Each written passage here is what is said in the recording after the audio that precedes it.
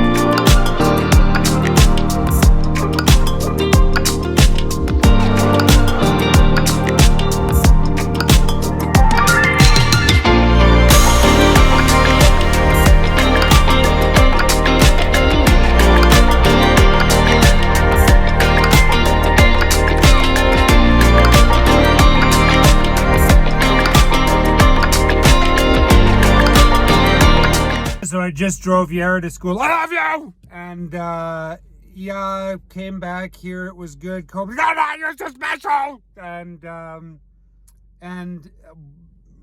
listened to a couple of good new songs that Colby had. I'm fine from you! And yeah, you see the love Tourette's. It's going. And you're beautiful! And but yeah, back home now. Here we go. You're special!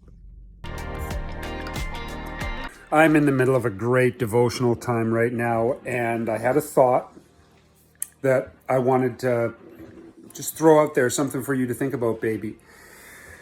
And it's, why is it that the charismatic people and people who encounter the power of God, there really is a tendency for folks like that, even if they're like good, intelligent people, solid people overall, there's a tendency for folks like that to get a bit kooky. Now, some people just are a bit kooky, and that's just in their personality and whatever, that's just kind of their deal.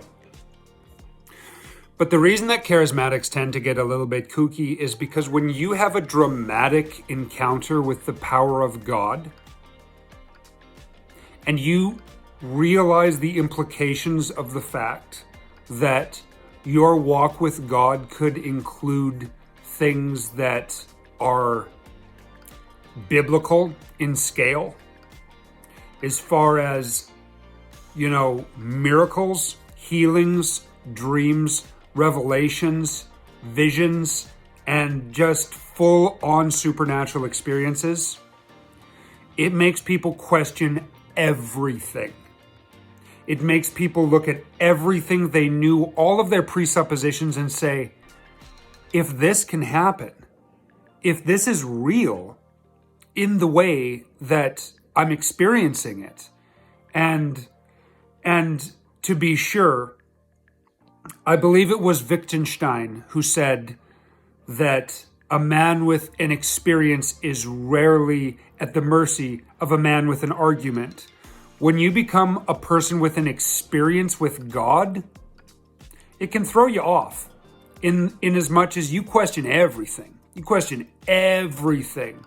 And you're like, well, if this is the deal, then what about this? And there's a lot of trial and error that goes on when the power of God shows up in someone's life. So some people are just kooky. It's true. That's real. But a lot of times, a dramatic experience with the power of God will make you kooky for a while. It'll make you kooky. You don't really know. If you experience enough of the power of God, you'll never be the same again. You'll never be normal. You can't.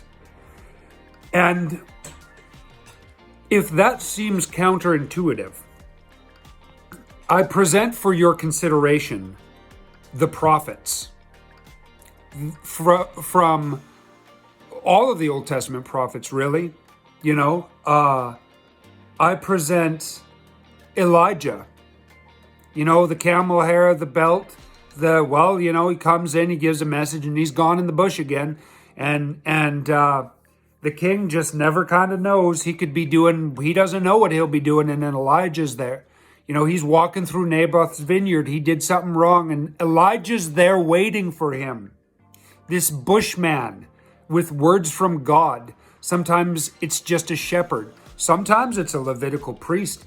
But even Ezekiel and Isaiah and Jeremiah, the stuff that these guys did because God told them to do it is not dignified. Would make them complete lunatics if they weren't right. There's no in-between ground where there's some dignity. So, yeah, those are just my thoughts on that, baby. Something to chew over in your heart, in your spirit, in your brain. Boy, I'm sure grateful to have this truck. Of all the things that I have to be thankful today about, let me note this one. I'm happy. I'm happy for this pickup. So, I just disposed of 4 single mattresses at the dump. And they charged me $40 to dump 4 single mattresses from the 1970s at the dump. That's terrible. The problem with government power is that they will never check their own power. Why do we need a scales? It's a dump. Decide what it costs, stretch it out over the amount of time, and charge the money in taxes and let people throw crap at the dump. Seems pretty straightforward. You weigh every vehicle, and then you try to scrutinize what people are supposed to dump. Where else are we supposed to dump it? If I didn't have $40, which I sure as heck don't have it for that, what'd I do? It's like, it is so insane. Government power is so recklessly out of control here. It's just stupid. Government power has to be limited. There's just no other way. It has to be actively and rigorously limited by the populace. Or what? Or the government just tells you what everything in your life is going to be, and they don't care. They don't care about what your situation is. Anyway, it's insane.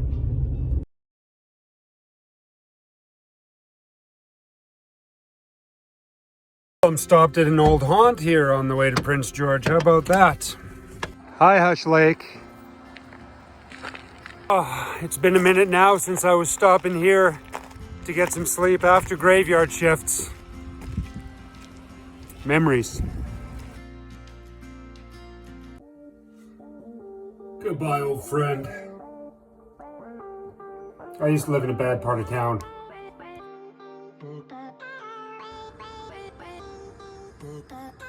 Wow.